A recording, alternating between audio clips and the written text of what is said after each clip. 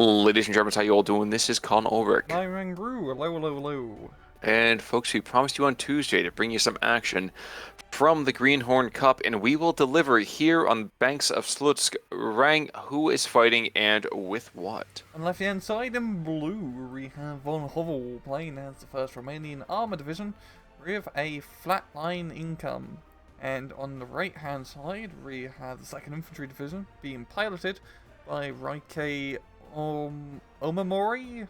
YKO, playing a Vanguard income. Okay, so the Indians up against the Romanians. This would be kind of interesting. Or forgive me, rather First Nations up against the Romanians. But regardless, we have an 81mm stovepipe already probably dropping smoke. And the rifles apparently want to tell you that they are quite early. Yeah, they're very early to the fight.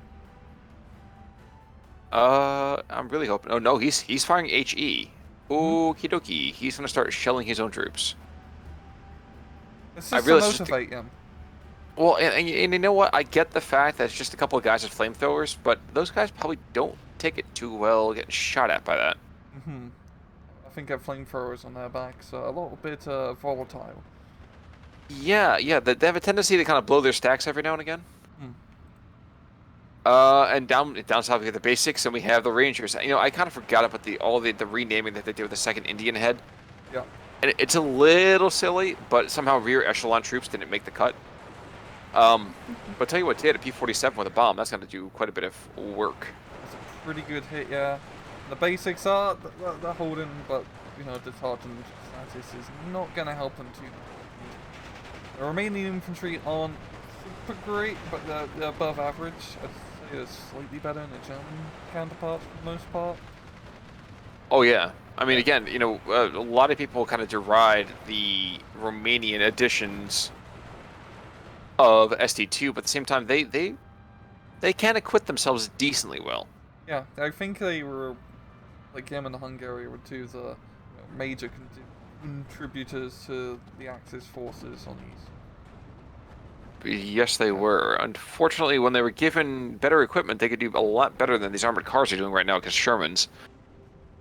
But I suppose that's to be expected. Yeah. We got quite a lot of air power going on early on here. We got a 109 trying to chase down a P-47. P-47 is probably a little bit too fast. So has a pretty scary armament if they go head to head, which seems to be the case. Almost deservedly so, which I'm not entirely sure why you would go in a... Yeah. Yeah, you do not go head to head with something of 850 caliber machine guns. You think they would have learned that over Britain? But the Fanato Mori, Motos, I keep on calling Moris. I keep thinking of, like, you know, signs of death over here. They'll keep the Rangers at, you know, arm's length for half a second, unless of course they get strafed by the P-47. I really do like that strafing, because yeah, the P-47 has a lot of ammunition and a lot of machine guns, so he has all the time in the road to strafe. Certainly seems to. He certainly seems to. With the Rangers kind of coming in hot and heavy here, doing... Long-term prognosis is not going to be good. Let's put it that way. Jeez, that thing is insane. Holy crap! That is nuts for just, like, I mean, it kind of makes sense with the 50 cows, but... But at the same time, it's just like, please nerf. It reminds me back when the game, like, originally released, and, like, the P-51s were just killing everything out of spawn. Starting the match, because it would, like, strafe down and, like, completely devastate, like, armored columns. Oh yeah, that was totally fun. Yeah. Not. Oh, no. I think it was like bugged because it was doing like too much splash damage. It was just Yes. bug in the code. Yes. I recall that completely, and they got abused to death. Yeah. Good thing I actually snapped it fast. P-47 dropping in bomb air here, but yeah, YKO trying to take the offensive here down south.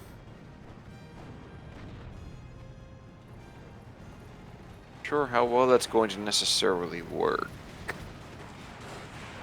YKO, I think he'll win out early over here in terms of numbers, but I think the Romanians, I think they're going to give a much better stand. I think even Indian heads ready to see as we go into B and C.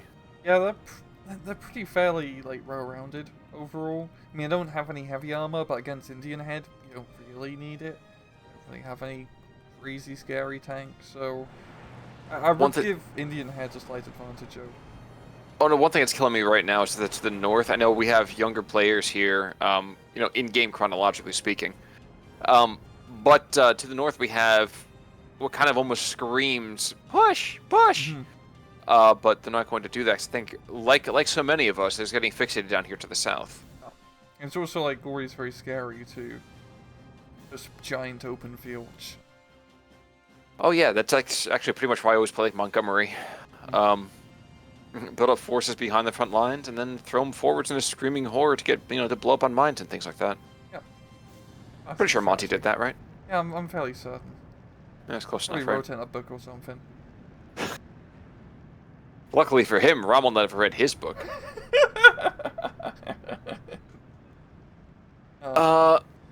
And shockingly enough, a P4 takes out a Sherman. When does this happen? That's not supposed to happen. That's maybe because it's like a Romanian P. Is it? I think it's actually a German P4. Yeah, it's German. It is. It's technically still a German P4. It gets all confusing here. Well, the Sherman's kind of lucky. Oh no, he's engaged his P4 over here. Don't worry, this will be a resumption. Oh, what the deuce is going on here? Veterancy. Yeah, that's never helped them before. Now it has. And that was a pretty lucky engagement there for the P4 because the Sherman had to drop on him.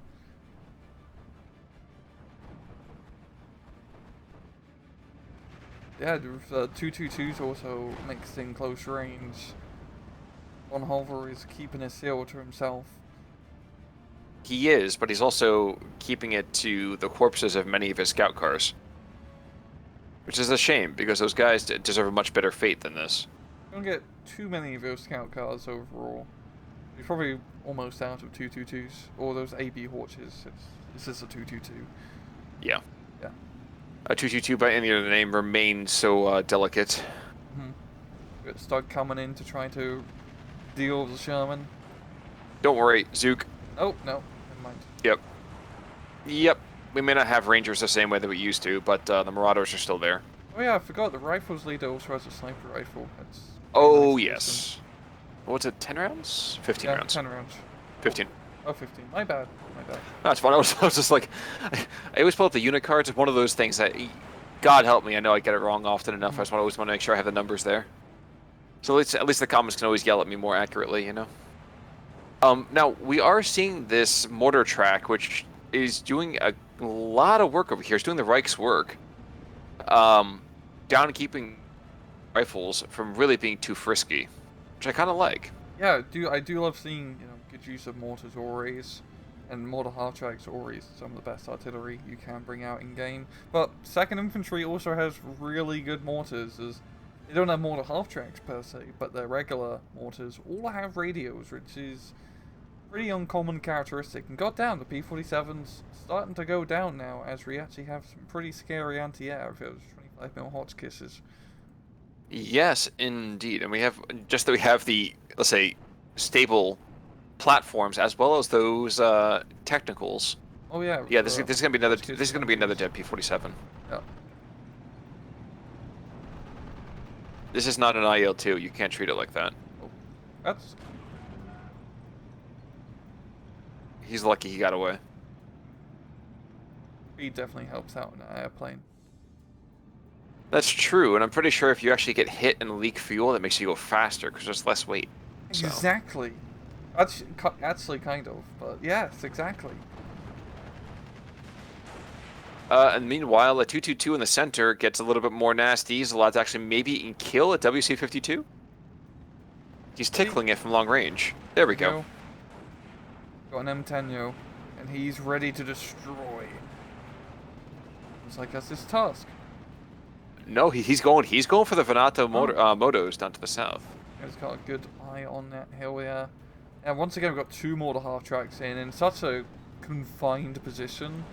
This is going to get completely butchered by us mortar half-tracks. Yeah, that's one thing we don't quite appreciate all the time here on the southern side of this map, is that this map down to the south is a kill zone. Yeah. You're very, open field. And not for nothing, but keep this name in mind. Hug Says P4 down to the south. Remember, remind me to check out Hug, because I think he's got 3 or 4 kills pretty easily. Yeah, he's been doing pretty good. He deserves an Iron Cross or something. Or whatever the Romanian equivalent is. Be a hug. It's been a rough war. I just want a hug. Pretty sure anybody who's played a P4 heavy deck is saying that right now. Yeah. Guys, I just want a hug. Oh. But outside of that, 75mm, the Romanian Pack 40 is being brought on in. I'm interested to see if the hug is going to be rejected by the M10 down to the south, though. I have a feeling the veterancy's going to help out, yo, in the tank. I mean, it just comes around if the M10 comes around the corner first. They're pretty similar guns. Oh, M10's slightly better, but... Certainly true. I'm trying to see what else we really have here. Again, to the north, we've had a lot of troops that were just kind of hanging out. We did see there was a Pioneering squad that unfortunately did not make it over to the Flamethrowers, just to the east of the 50-yard line to the north inside those buildings. Got taken out, I think, by 57 mil. Makes sense. Yeah, I think it did. Yeah, it's really just coming all down to the central southern positions, which usually makes sense. I mean, it is like the place you'd usually want to try to capture because it's a town fight and it's a little bit more defensible when you fully capture it. Once again, there's definitely, like you said before, there's a lot of opportunity up north here, especially for von Hovel to try to make something happen. Yeah, I see this as being almost like some crazy dagger thrust. Like, okay, you get a couple of troops in there, now push hard, and take territory quickly, you know?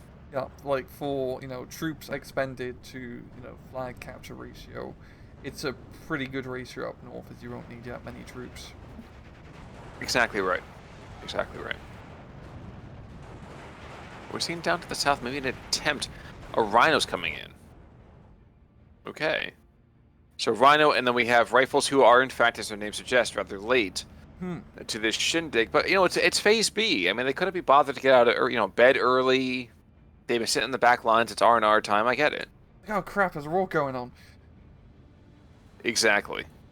Now, one thing that I don't think I ever really got a chance to call out the last time I saw these guns, the 75 mils actually have smoke, which is just, it feels so nutty, but it's just so cool to have that nice little touch from them. It always works as an artillery piece. It's a really great gun. It's pretty much a super rotation marks this tree. But it is oh my god, crucial. there's a TP4 that's been deactivated, and he literally ran into the M10, took a shot, and then said, you know what? I don't feel like fighting anymore. You coward. Why couldn't you be like Hug? Peacefully. The Panzerschreck team trying to get close to the M10, but does not manage to make the end run. No, which is not surprising. Now, I guess, Ju-87 going to try to break the deadlock, and look at all that infantry right there. That is just begging for something. And there's zero anti-air here. But this should be the end of this push. And here we go. Whoa. Nuked his own troops. Nuked his own troops, but it was worth it. Yeah. He definitely does need some ammunition for some of his mortar half tanks, because one of them is out of ammo. He also desperately needs some infantry down south. He has 2 pioneers already behind his lines. He might have accidentally unloaded them. But that kind of sucks for him. Certainly may. Yeah. Oh, wow. Yeah, they are way far back. That's going to be a bit of a jog, yeah. You know what? It was time for the cardio test anyway. They have to re-qualify. Now, interestingly, we are almost 15 minutes in, and it has been continuing to be 12-12. Yeah, but at long last to the north, we're actually seeing a push here. Anti-tank gun nearly goes down. IG-18 is certainly shellacking it. And, yep, YKO says, aha, I see what you're doing, and starts trying to throw some more reinforcements to the area. Yep, getting a squad of engineers. Luckily for him, von Hovel's push is a little bit timid still. And frankly, if this were you, how would you do this? I think for me, I'd probably take the Hotchkiss and throw that guy across. because you're not going to go and have your AT guns necessarily fire on him, so he might be able to get close enough to engage and see some of the enemy before he gets killed very quickly. But maybe that's just my thought. Yeah, if he can try to take out, where that flamethrower team is, yeah, throw a little bit more infantry into that barn side and try to take the hill in the far northern position and use that as like a fire point, put like an anti-tank gun there, out in the open, but you do have the high ground, which would help out a little bit. I think that's really be the best way to make his push. I mean, he definitely has enough units to make something happen here. Just so. No, the thing that's kind of unfortunate for the second Indian head is that I always forget how little in the way of infantry-based AT they have. Yeah, they don't really have much. It really comes down to like the leader troops and like some bazookas, some Marines and Marauders. That's really it. Which does suck. To be fair, you do make up for that by having a lot of very good infantry. Because all your guys are semi-automatic. And that's the only gun that really matters in SC2 infantry combat. Yep. It's just about semi-automatic rifles, guys, and assault rifles. Are you in town fights? SMGs, flamethrowers, kind of cool, but it's all about those SVTs and G43s. Once again, show me your lyrical skills to just dropping bombs like you were a Ju-88. M10 goes down in the center. We have that Romanian T4 in the area, engaging the M1919. And frankly, if he goes down, this early rifle should probably start taking some surrounding damage. But we'll see if that really kind of comes to fruition. This is going pretty good for YKO now in the town. It seems like Von Hovel, I don't think he's out of infantry, but he doesn't have any infantry currently on the front line, which doesn't help when there's a bunch of infantry charging you. Certainly seems to be the case, but I do like the fact that we're seeing armored cars being brought on in. It's a bit unorthodox, but I think armored cars is probably the right way to kind of keep this stuff at bay. Worst thing is that you still have that Rhino who's prowling around out there. Yeah. And unlike most of his comrades, he is a bit of a carnivore when push comes to shove. And it was like armored cars are a pretty good counter against second infantry, because like you said, not a lot of infantry AT, so if you can avoid the scary Shermans, you can pretty much shut down entire infantry pushes with some good old 20mm cannon fire. You certainly can. And those Rhinos are becoming more and more endangered as this match has gone on. They do get the occasional kill for themselves, but at what cost? Rhinos are more endangered than the P4s, I can tell you that much. Yeah. Stuka coming in. He's bombing the wrong thing. He's just like doing a blind bombing run here. Yeah, I didn't like that house either. Terrible neighbors, always had very loud music. I'm pretty sure that's how they do redecorating in the Western Front and the Eastern Front. P-47 in the meantime says, oh, no, this is how you kill something. And with the anti-air net vastly reduced, this is going to be almost a guaranteed kill. Yeah.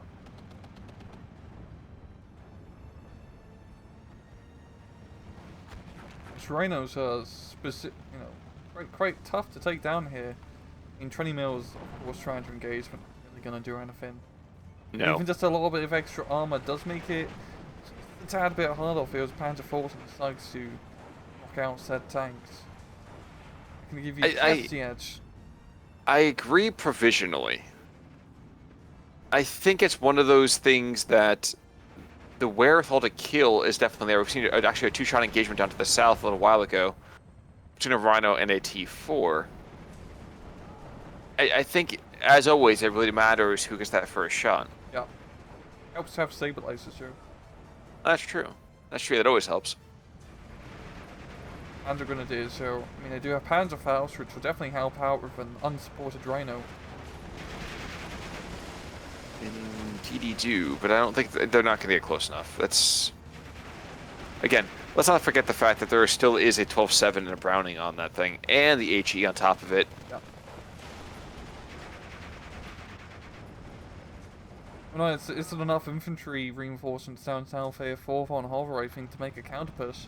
You can just get on top of that Rhino, Faust it to hell him back.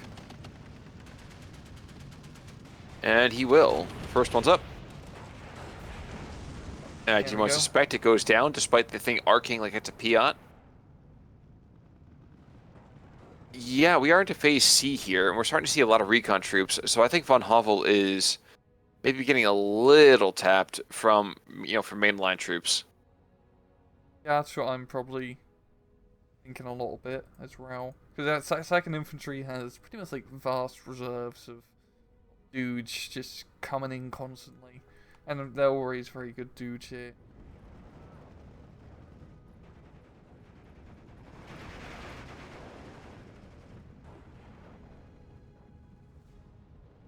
And the north. Basically, it's trying to figure out. Sorry, go for it, sir. A little bit north here. Got the IG-18s once again found in array, so close for like von Hovel to make more of a breakthrough here. But at least he has like the northern farmstead. But it's kind of like a bit neck on neck between him and that one flamethrower team. Yeah, and that's one of those things again that I'd like to see just a smidge more aggression. But I mean, Godview definitely sends a very different message to us as well. So another blind bombing run going on right by that flag, which I think is a bit of a foolish idea. But here we go. As he wipes out his own armored car. Okay. I was worried for a second, man. I'm sorry. Yeah, the south side is definitely going good for Vaughn here. He's completely captured it. He really needs to get that supply track to resupply more of the half tracks. I kind of understand why he hasn't resupplied them because he's already in the corner here where there's no bridge. And I really wish there was. I really think it should be a bridge. Right, you know where the half tracks are? Or even a ford, something like that. Because it's so easy to just completely like shut down this hill if you completely capture it from the right hand side. Yep, I can't help but agree with you on that, sir. Yeah. Slightly poor map design here of Sluge, but usually that doesn't happen all that often because if you get pushed out hard, you've already lost the match. There's a piece of me that does kind of wonder if that is historically accurate or not. I think it's because with a lot of the maps, they just use aerial photography and try to match it run to run. That would make a lot more sense.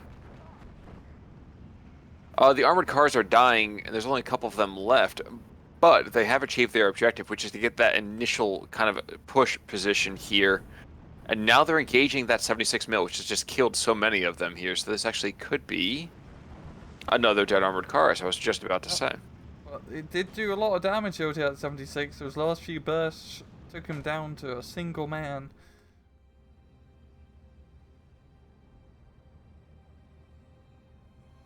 Also, probably the most important bombing run in the world. P-47 comes in doesn't get the bombs off, okay? He was going to actually bomb the IG-18.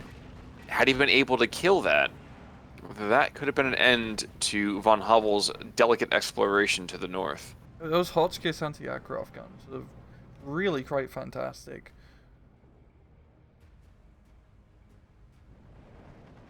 P-47 as well, coming in with anti-tank rockets. Interesting one that there's been no real true engagement there.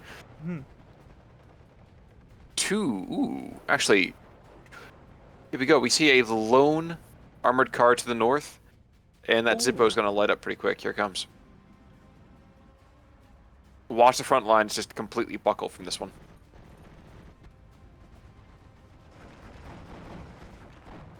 Shockingly enough, he wastes way more than the ammunition. There you go. Okay, I was going to say this should definitely push a lot more than I think it even is now, but hopefully this actually is a sign for him. The Hellcat's going to kill. That's going to kill the armored car. Yeah. We got a Panzer IV being brought in. Yeah, but I mean, there's a Panzer IV to the south as well, and there's still that Rhino. It's still, I mean, we're 24 minutes in, it's well, it's like Trove, but it's 13-11 now, but it's still pretty neck on neck. I mean, YKO, he's still holding on to a decent amount of the town down south. I think he might completely lose his, full southern hill here, which will be a bit of a detriment. The weird thing about this is that technically that 20 mil half track, armored, well, now dead armored car, could it kill that Hellcat? It could have. We backed up a little bit, but and it's pretty neck on neck between him and the Panzer IV. There we go. Any Shockingly penetrating enough. hit just kills the Hellcat. Yes, indeed. It's no longer like its ST-44 counterpart, where it was just the king among tank fights. It's just mediocre now. I mean, it's cool that it's fast, but everything is the same range. You just get killed. Well, the mortar's coming back in. You can hear that distinctive thump as they start to barrage that town again. You can see as well some reinforcing troops might get caught out here. Luckily, they're getting out just in time. Yes, they do. Yeah. They'll make it to the town, and indeed, they're going to cause quite a bit of a hassle for the surviving dregs, really, if there's no other term for them, of this Romanian. But there's been a lot invested in the southern side, and von Hovel still has it where it counts. I feel like a rifle squad is making quite a beeline behind enemy lines here. Too bad it doesn't have, anti-tank weaponry. Cause probably, snag a vehicle kill or two if he set it up in a good spot. Oh, no doubt. No doubt. Guess he's gonna hunker down and set up his own battle with the Bastogne. Yeah. Oh, definitely Bastogne. Yeah. The famous 101st stand, as well as the combat commands, yes. Yes. More rifles, more marauders, and that's exactly what you expect here. Now, there continues to be these rhinos engaged in this P4. Shooter knocked out, so might even see a dead P4 here. But I'm looking forward to seeing... Ooh, what is this? Forgive me, we actually have a JRS-79B, which I don't think I've seen very often. Romanian plane. I know because it has Romanian markings. That's all I know about it, Looks like a flying bus. As do so many bombers, but we're going to see him pound this rifle squad into the paste, and here it comes. 1,000 kilos worth of bombs. Yep. A lot of bombs. It certainly is. And now we have engineers in the backfield as well, so more than a little bit of a hassle here, as the Romanians are desperately trying to stave off any kind of renewed momentum for the Americans. Mm-hmm. Yeah, Romanian infantry is pretty decent, as we're seeing. Well, and they're able to at least stay. They can trade effectively, maybe not perfectly, but they're trading pretty darn well. I think what the problem now that YKO is starting to face is doesn't really have any anti-tank down south because of that. He doesn't really have any tanks at all down south either. I don't think he'd be completely tapped on Shermans, but he must still have some M10s and M18s up his sleeve. I think he does, but I also think he hasn't placed up the table, which is the major issue as well. Mm-hmm. Yeah, we're starting to see demo groups and engineers, so we're starting to see that support infantry starting to come out. Yeah, he's starting to run low of mainline troops, which I didn't think was going to be possible with the rifles here.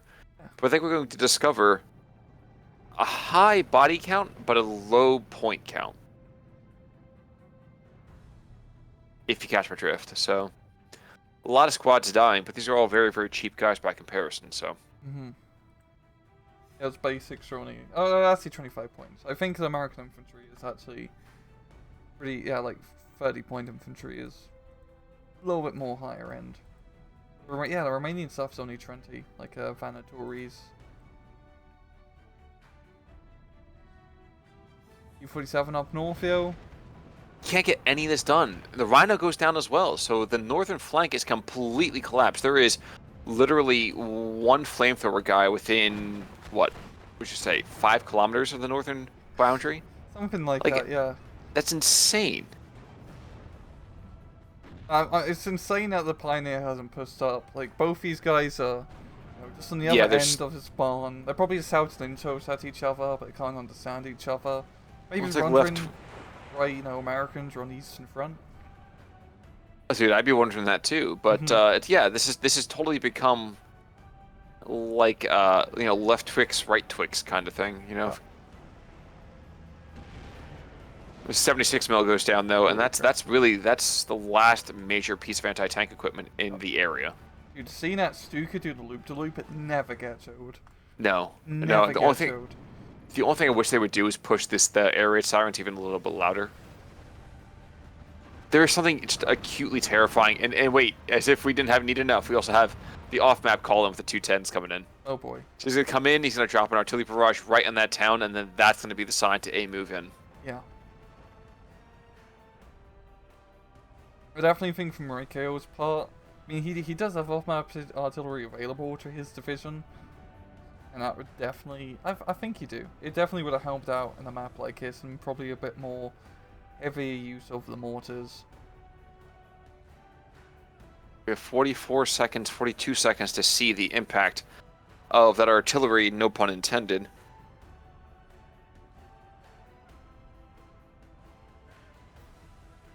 And I think the last real bits, the last little bits of rifles being brought into the center. Mm. In an attempt to keep things kind of stable, more or less. But I dare say we are seeing the last gasp of one particular Greenhorn as the other one kind of gets ready to choke him out.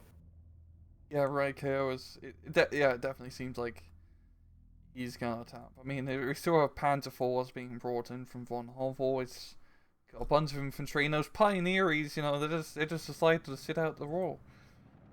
Just Well, reef by any trucks that come by. I think they saw they weren't needed, though. Yeah. Okay, we can have a break. And that initial artillery hits, we're already seeing the northern guys kind of folding a little bit here. And we're seeing some rather nice movement from troops even further north of the Venatori motos. Kind of moving on forward. Okay, we know they're dead. Let's kind of push in, boys.